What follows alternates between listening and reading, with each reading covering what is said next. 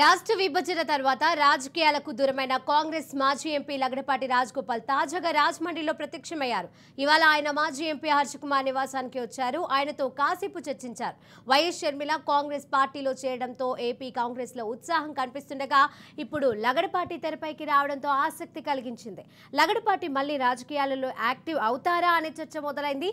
దీనిపై ఆయనను మీడియా ప్రశ్నించింది. తాను మళ్లీ రాజకీయాలలోకి రాబోవడం లేదని లగడపాటి రాజగోపాల్ స్పష్టం చేశారు.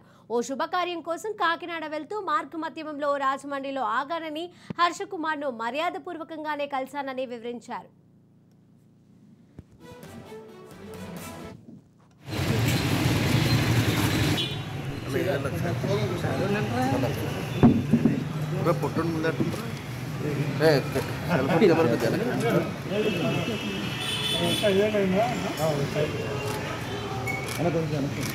సార్ కొద్దిగా అనుకున్నాను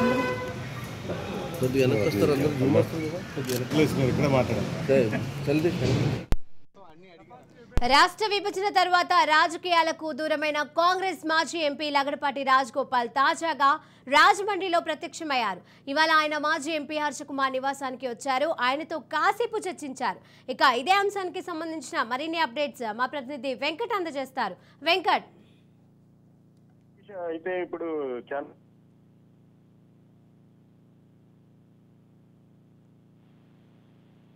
ఇప్పుడైతే ఆంధ్రప్రదేశ్ రాష్ట్రంలోని కాంగ్రెస్ పార్టీ పుంజుకునే ప్రయత్నం చేస్తుంది. షర్మిల అయితే కొత్తగా కాంగ్రెస్ పార్టీలో ఎంటర్ అయిన తర్వాత ఇక్కడ ఉమ్మడి తూర్పుగోదావరి జిల్లాలో కూడా ఒక పక్క ఉండవల్లి అరుణ్ కుమార్ కావచ్చు, అదే విధంగా అమలాపురం మాజీ ఎంపీ హర్ష్ కుమార్ కావచ్చు, ఇదే విధంగా ఈ రోజు అయితే లగడపాటి రాజకుమార్ వచ్చి ఇక్కడ ఉండవల్లి అరుణ్ కుమార్ ఇంటికి వచ్చి ఇక్కడ మాట్లాడిన పరిస్థితులు అయితే ఉన్నాయి. ఆయన కలిసిన నేపథ్యంలోని ఇప్పుడు కాంగ్రెస్ శ్రేణుల్లో అయితే మరింత ఉత్సాహం నెలకొందని చెప్పవచ్చు.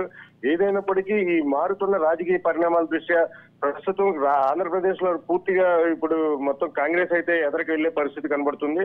అదే విధంగా పావులు కదుపుతున్నారని కూడా చెప్పవచ్చు.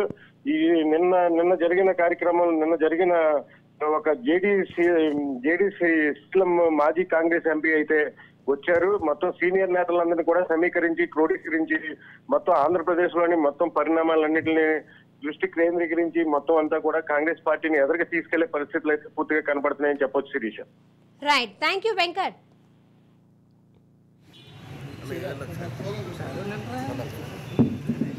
పొట్టు